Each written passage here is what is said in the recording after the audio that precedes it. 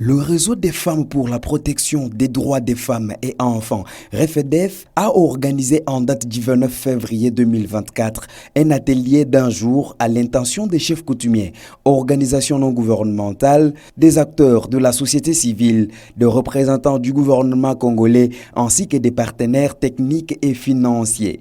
Objectif, présenter la documentation des normes sociales avilissantes qui sont changées dans le secteur de Moutéfou, dans les territoires de Kazumba et secteur de Lubudi, dans les territoires de Djimbélengé. C'est dans le cadre du projet Voix et Leadership des femmes qu'exécute les REFEDEF financés par les Affaires mondiales Canada, mis en œuvre par le Centre Carter. Au cours de ces assises, des participants ont échangé sur les démarches entreprises pour arriver à ces résultats et ont proposé aux partenaires la continuité de ces projets en vue de mener plusieurs séances de sensibilisation au sein des autres communautés qui restent jusqu'à présent sous les mauvaises pratiques. À l'occasion, l'un des participants, Albert Kyungumwepu du Krong, trouve opportun ces assises et encourage la participation de toutes les couches sociales dans la réussite du changement des normes sociales avilissantes. Albert Kyungumwepu. Mais à la suite de ces projets,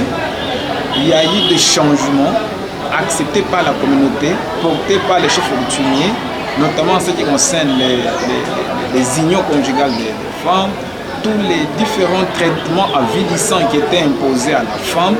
Et donc, on a passé en revue comme ça beaucoup de ces changements qui sont liés qui sont tirés de nos coutumes, de nos traditions.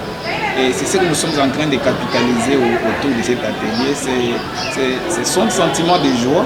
Même point de vue avec un chef, des engagements ont été pris et les gens finiront par comprendre l'importance des combats des REFEDEF. J'invite mes frères et compagnons de lutte. Enfin, nous sommes appelés, nous tous, à chercher un changement nécessaire pour l'évolution de nos femmes et de nos jeunes filles. Maître Félicien Matamashi a quant à lui appelé les autres partenaires qui traînent encore l'air pas à se joindre à eux pour une lutte commune. Matamashi s'est dit en outre satisfait des résultats obtenus. Nous nous sommes arrêtés là où nous sommes arrêtés parce que le projet tend à sa fin. Donc déjà le mois de mai, nous mettons fin dans le projet.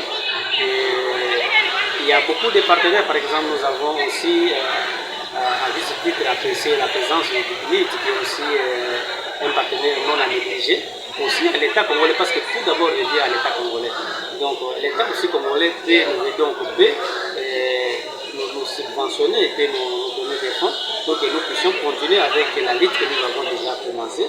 Donc également aux autres, donc ils peuvent s'approprier, tout comme un autre partenaire peut continuer là où nous nous sommes arrêtés, continuer aussi avec les processus sociaux. Parce que nous pensons que nous seuls nous pouvons rien faire, mais tout en restant ensemble. Donc les autres peuvent aussi prendre ce qu'on n'a pas pu faire pour continuer avec le processus. L'objectif pour nous, c'est que nous puissions rétablir les femmes et les jeunes filles dans leurs droits longtemps bafoués par les exécutifs. Signalons que c'est la salle des réunions de l'ONG REFEDEF qui a servi de cadre pour ces assises.